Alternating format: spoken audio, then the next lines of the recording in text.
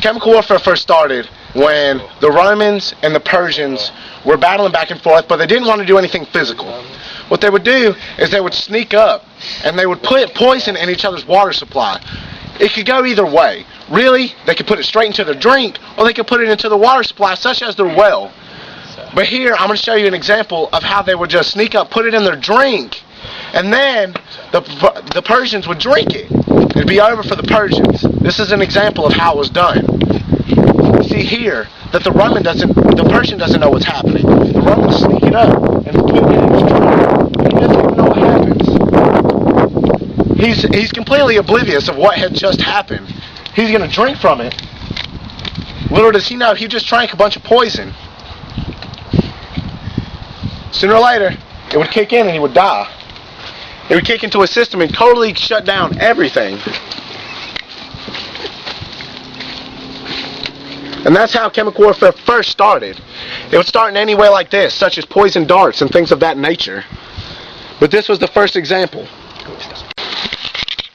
This is when chemical warfare started getting more advanced. It started to get where the enemy that was using the chemical warfare would be very steady on its opponent. It would go like this. He would use the chemicals, whether it was in smoke or any other form, and he would kill his opponent like this. This started really around the time also with the Romans and Persians. They were crafty with chemicals. And then it sooner or later advanced. Around World War I or World War II is when gas masks started to come into play. In World War II, things started getting more advanced. They would start getting to where that they could counter whatever the other team had to blow them when it came to chemicals. This is when the gas mask came into play. Gas mask came into play when Germany was using mustard gas, which would extremely hurt the enemy in the eyes and in the respiratory system where they couldn't breathe. When it came to the respiratory system, they couldn't breathe, which would put them on the ground. Sooner or later, they would suffocate.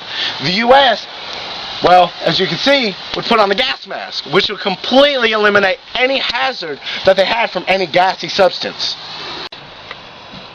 It yet again advanced further in Vietnam when the U.S. would use herbicides and a thing called napalm to burn out their victims.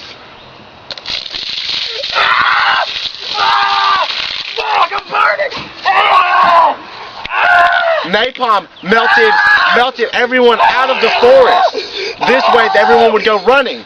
But not only did they go running, it also killed them.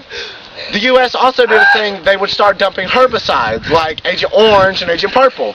The herbicides literally destroyed 75% of the Vietnamese vegetation and forestry.